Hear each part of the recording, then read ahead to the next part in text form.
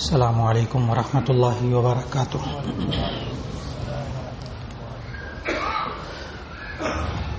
نحمده ونصلي على رسوله الكريم، اما بعد فاعوذ بالله من الشيطان الرجيم، بسم الله الرحمن الرحيم۔ والذين يقولون ربنا هب لنا من ازواجنا وذرياتنا قرة اعين واجعلنا للمتقين اماما، صدق اللہ العظیم۔ اللہ رب العزت نے انسان کو اولاد کی جو نعمت عطا فرمائی ہوتی ہے، اس کے لیے اللہ تعالیٰ نے سورہ فرقان کے آخر میں یہ دعا سکھائی ہے۔ جو بے اولاد ہوں ان کو بھی یہ دعا مانگنی چاہیے، جو اولاد والے ہوں ان کو بھی یہ دعا خوب مانگنی چاہیے۔ سورہ فرقان کے آخر میں یہ دعا ہے، جب میں اس کا ترجمہ عرض کروں گا تو ہر دل سے آمین نکلتی ہے، کیونکہ آج یہ ہر گھر کی ضرورت ہے یہ دعا جو خود اللہ تعالیٰ نے سکھائی ہے۔ اللہ تعالیٰ نے یہ دعا سکھائی، والذین یقولون ربنا ہب لنا من ازواجنا وذریاتنا قرۃ اعین۔ اے اللہ، ہمیں اپنے گھر والوں سے، اپنی اولاد سے آنکھوں کی ٹھنڈک عطا فرما۔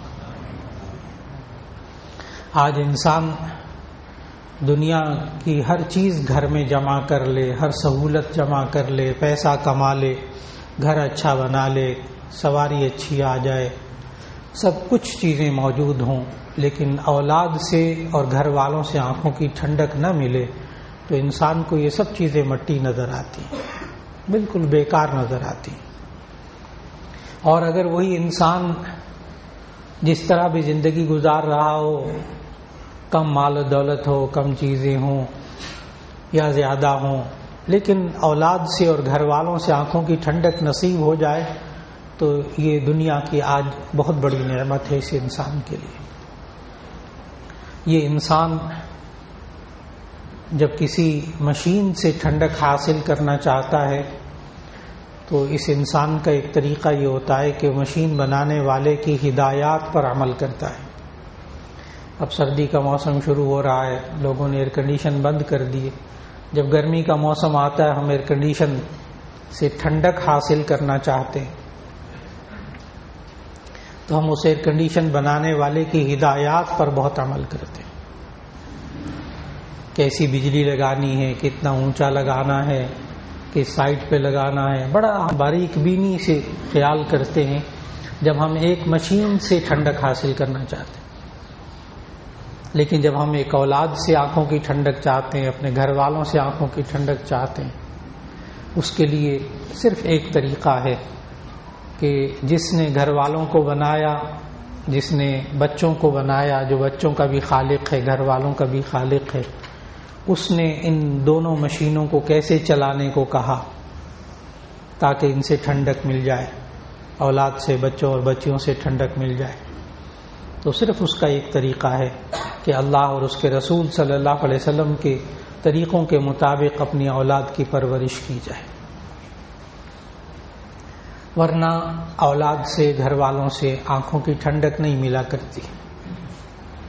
اور نبی کریم صلی اللہ علیہ وسلم نے پیدائش سے لے کر موت تک زندگی کے ایک ایک مرحلے کے لیے اسوہ حسنہ پیش کیا ہے، یعنی اپنی زندگی کو بہترین نمونہ بنا کر پیش کیا ہے۔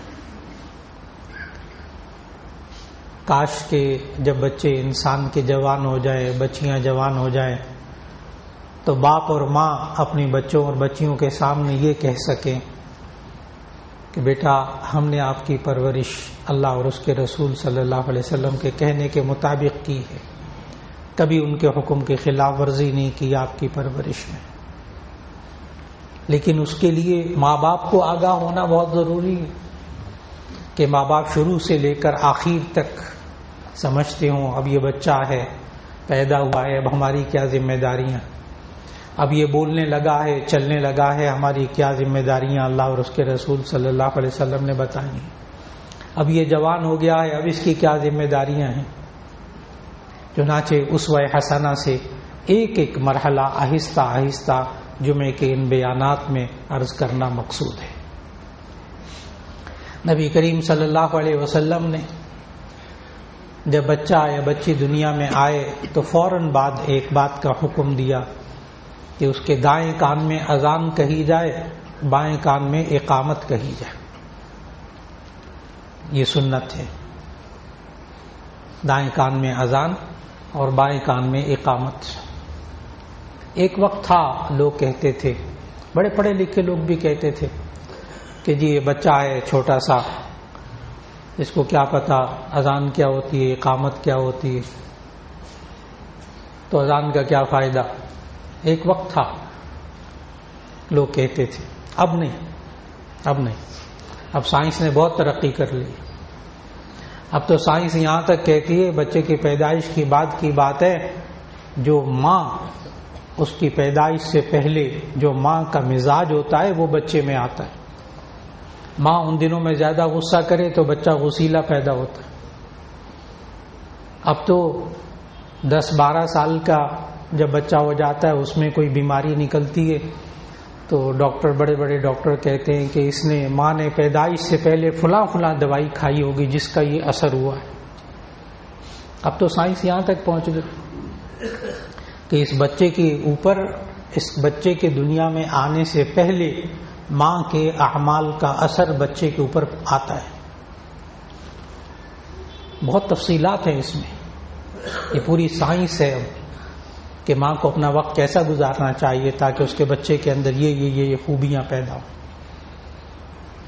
چنانچہ اب جب بچہ دنیا میں آتا ہے تو اس کے دائیں کان میں اذان، اللہ کا نام، اللہ کے رسول صلی اللہ علیہ وسلم کا نام اتارا جاتا ہے. اس اتارتے وقت بھی ہماری کیفیات اس لیے نہیں ہوتی کہ اس کے لیے بھی ہم کوشش کرتے ہیں کوئی مولانا صاحب مل جائیں تو وہ اذان دے دیں، اقامت کہہ دیں. حالانکہ باپ اگر اذان دے، باپ اگر اقامت خود کہے تو اس کا لہجہ، اس کے جذبات وہ تک اولاد میں منتقل ہوتے ہیں. بہت دفعہ ایسا ہوا کہ اسپتالوں میں بچوں بچیوں نواسوں نواسیوں کی وجہ سے جانا ہوتا ہے تو لوگ دیکھتے ہیں شکل و صورت تو وہ کہتے ہیں ہمارے ہاں بیٹا ہوا ہے، بیٹی ہوئی ہے، مولانا صاحب آپ ذرا اذان دے دیں. بہت اچھی بات، کسی بزرگ سے اذان دلوائی جائے، بہت اچھے اثرات، بہت اچھی بات. لیکن جب دیکھتا تھا کہ والد کوئی کہنا ماننے والا بندہ ہے تو اس کو کہتا تھا میں گود میں لیتا ہوں، آپ اذان دیں. آتی اذان؟ کہتے جی آتی.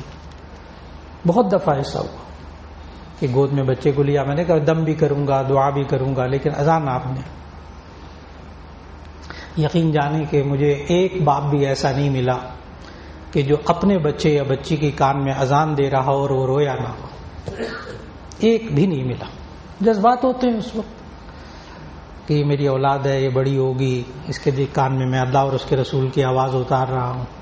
اس کے جذبات ہی اور ہوتے، اس کی کیفیت اور ہوتی. اور نبی صلی اللہ علیہ وسلم نے سمجھایا کہ جب دنیا میں بچہ آتا ہے تو شیطان اس کے کچوکے لگاتا ہے، اس کو کوئی چیز چبھوتا ہے جس کی وجہ سے وہ روتا ہے. جب شیطان اس کو احساس دلاتا ہے کہ دیکھ اب میں موت تک تیرے ساتھ ہوں، کیونکہ اس نے قسم کھائی تھی نا اللہ کے سامنے جب اس کو جنت سے نکالا گیا، فَبِعِزَّتِكَ لَأُغْوِيَنَّهُمْ أَجْمَعِينَ، تیری عزت کی قسم میں ان سب کو اغوا کروں گا. لیکن جب انسان اللہ اور اس کے رسول صلی اللہ علیہ وسلم کا نام کان میں اتارتا ہے تو اس کے دائیں کان میں اذان دی جائے، بائیں کان میں اقامت کہی جائے. ایک یہاں باریک بات عرض کرتا چلو، عام طور پر یہ ہوتا ہے کہ جب ہم بچے کو گود میں لے کے اذان دیتے ہیں نا تو ہم اپنے لیفٹ رائٹ کو دیکھتے ہیں. یہ ایک عجیب سی بات بتا رہا ہوں، ہم اپنے دائیں اور بائیں کو دیکھ کر اذان دیتے ہیں. یہ غلط. آپ نے بچے کے دائیں کان کو دیکھنا ہے، کیونکہ آپ جب بچہ گود میں لیں گے تو ایسی صورت میں بسا اوقات اس کی لیفٹ جانب آپ کی طرف پہلے ہوتی ہے. تو آپ نے بچے کے کان کو دیکھنا، اپنے دائیں بائیں کو نہیں دیکھنا. بچے کے دائیں کان میں اذان اور بائیں کان میں اقامت کہی جائے. پھر اس کے بعد نبی صلی اللہ علیہ وسلم نے سکھایا کہ جب بچہ 7 دن کا ہو جائے، 7ویں دن، تو 7 دن تک اس کا اچھا سا نام رکھا جائے. یہ نبی صلی اللہ علیہ وسلم نے سکھایا. اب نیٹ پہ دیکھتے ہیں عجیب و غریب نام ہوتے ہیں، نیٹ پہ ہی مطلب لکھے ہوتے ہیں، گوگل میں لکھے ہوتے ہیں. اب وہ مولوی گوگل صاحب پہ اتنا اعتماد ہوتا ہے کہ وہ لغت اٹھا کر نہیں دیکھیں گے. بہت پریشانی ہوتی ہے جب وہ نام ذرا بڑے ہو جاتے ہیں، پوچھتے نام کیا رکھا ہے، کہاں سے دیکھا، وہ جی وہاں دیکھا تھا، یہ جنت کے ایک فرشتے کا نام ہے. کہاں سے دیکھا؟ وہ جی گوگل سے دیکھا، نیٹ پہ دیکھا. نہیں، معلومات ظاہر ہے مستند بھی ہیں، نہیں غیر مستند بھی ہیں، علماء موجود ہیں، قرآن حدیث موجود ہے.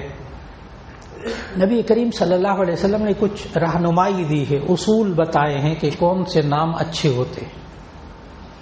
سب سے اہم بات، چاہے کسی زبان کا ہو، کسی زبان کا نام، ضروری نہیں کہ عربی ہو، لیکن آپ کو ابھی تھوڑی سی دیر میں سینکڑوں نام بتا دوں تو سینکڑوں نام.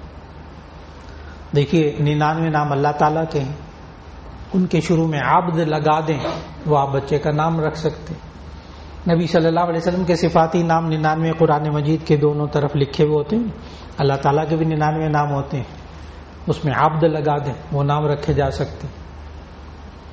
اور اسی طرح محمد نبی صلی اللہ علیہ وسلم کے نام مبارک. پھر کوئی نام ذہن میں ہو تو اس کے لیے کیا چیز سامنے رکھنی چاہیے. نبی صلی اللہ علیہ وسلم نے سب سے پہلی ہدایت یہ دی کہ بچے کا جب نام رکھیں تو سوچ کر رکھیں. کیوں؟ اس کے لیے حدیث ذہن میں رکھیے گا کہ نبی صلی اللہ علیہ وسلم نے کتنی اہمیت بتائی اچھا نام رکھنے کے بارے میں. فرمایا ما نحل والد لولد اول ما نحل والد لولد اسمہ فلیحسن اسمہ، کہ باپ اپنے بچے کو سب سے پہلا جو تحفہ دیتا ہے نا، اس کا نام ہوتا ہے، اس لیے اس کا اچھا نام رکھ لے. اور یہ تحفہ ایسا ہے ساری زندگی، بلکہ زندگی کے بعد بھی ساتھ رہتا ہے. اب وہ اچھا نام کیا ہوتا ہے؟ اس کے لیے سب سے پہلی خصوصیت نبی صلی اللہ علیہ وسلم نے یہ سمجھائی کہ اس نام میں شرک نہ ہو، شرک نہ ہو. نبی صلی اللہ علیہ وسلم کے سامنے اس وقت یہ صحابہ ایمان لاتے تھے جو پہلے مشرک ہوتے تھے. نبی صلی اللہ علیہ وسلم نام بدلتے تھے، ان کے شرکیہ نام ہوتے تھے. مشہور صحابی حضرت ابو ہریرہ رضی اللہ تعالی عنہ، یہ ابو ہریرہ ان کی کنیت تھی، لیکن نام جو تھا ان کا عبد شمس تھا. جب وہ اسلام انہوں نے قبول کیا، عبد شمس، شمس کہتے ہیں سورج کو، عبد شمس کا معنی سورج کا بندہ. ظاہر ہے شرکیہ نام ہے، شرک ہے، یہ تو اللہ کا بندہ ہوتا ہے، سورج کا وہ بندہ تو نہیں ہوتا. تو نبی صلی اللہ علیہ وسلم نے ان کا نام بدلا اور ان کا نام جو ہے عبد الرحمن رکھا، حضرت ابو ہریرہ رضی اللہ تعالیٰ عنہ کا نام. تو شرک نہ ہو اس نام کے اندر.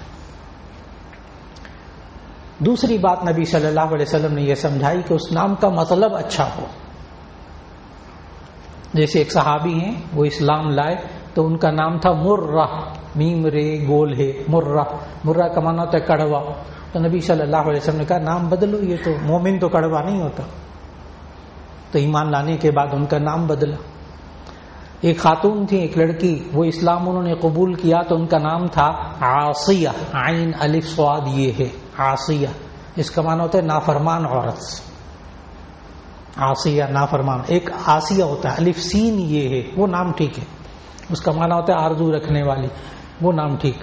لیکن عاصیہ نام تھا اس خاتون کا جب انہوں نے اسلام قبول کیا.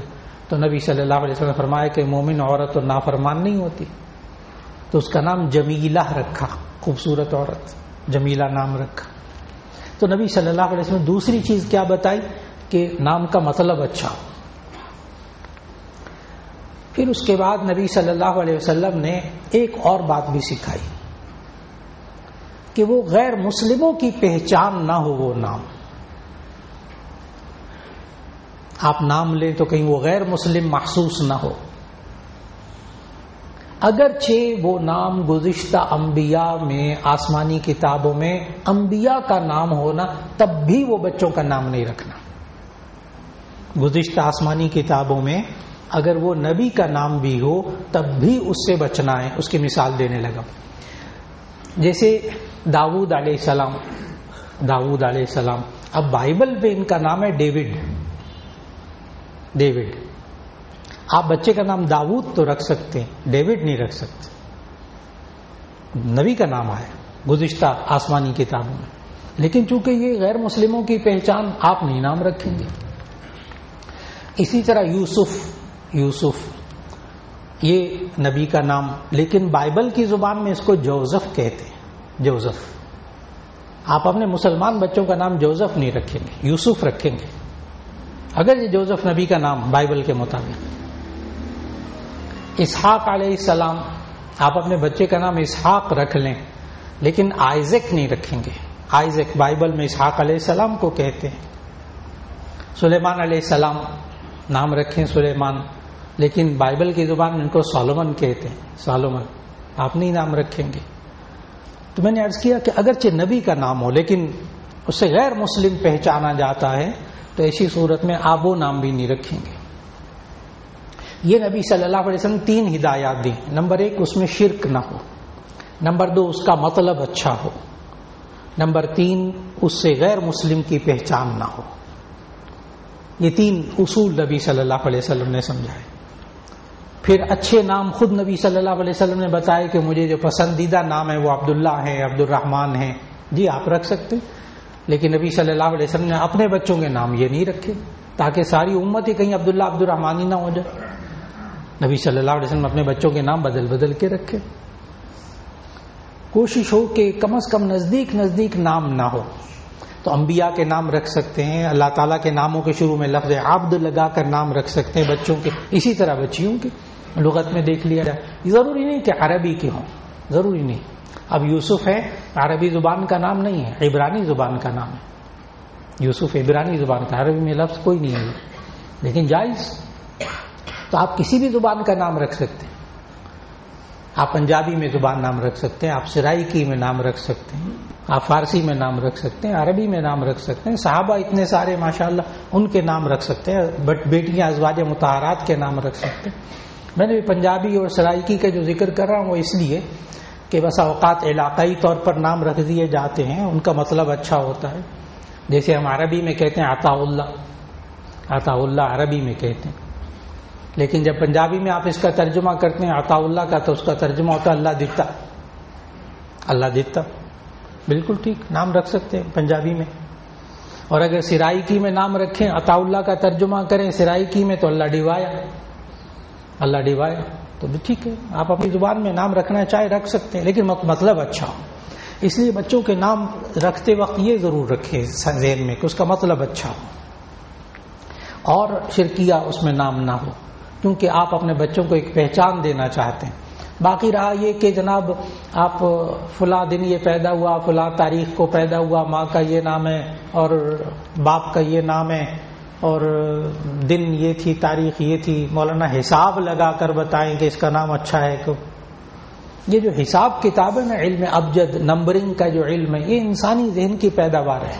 میں غلط نہیں کہہ رہا، میں کہہ رہا ہوں کہ یہ انسانی ذہن کی پیداوار ہے. اس کا تعلق علم الوحی کے ساتھ نہیں ہے، علم الوحی کے ساتھ نہیں. ہم تو اس چیز پر عمل کریں گے جو وحی الہی اللہ اور اس کے رسول صلی اللہ علیہ وسلم سے پتہ لگی. اس لیے نمبرنگ کے ذریعے ناموں کو تلاش کرنا، اچھا اور برا نام، بھاری اور ہلکا نام، یہ دین نہیں ہے، یہ دین نہیں ہے.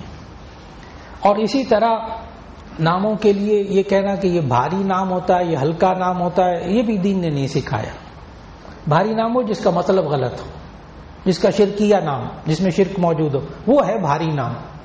لیکن مطلب اچھا ہے، بس نام بدلنے کی ضرورت نہیں. بہت بیمار رہتا ہے بچہ، اس کا نام بدل دیں تاکہ یہ تندرست ہو جائے. یہ سب سے پہلے دیکھیں اس نام کا مطلب درست ہے کہ نہیں.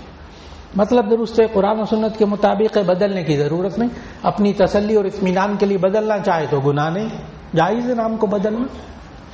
اللہ رب العزت ہمیں اب آہستہ آہستہ جمعوں میں اسوہ حسنہ سے، نبی صلی اللہ علیہ وسلم کے اسوہ حسنہ سے زندگی کے ہر مرحلے کے بارے میں ہمیں کیا رہنمائی مل رہی ہے اس کا تذکرہ اللہ تعالیٰ کرنے کی توفیق دے دے. وآخر دعوانا ان الحمد للہ رب العالمین.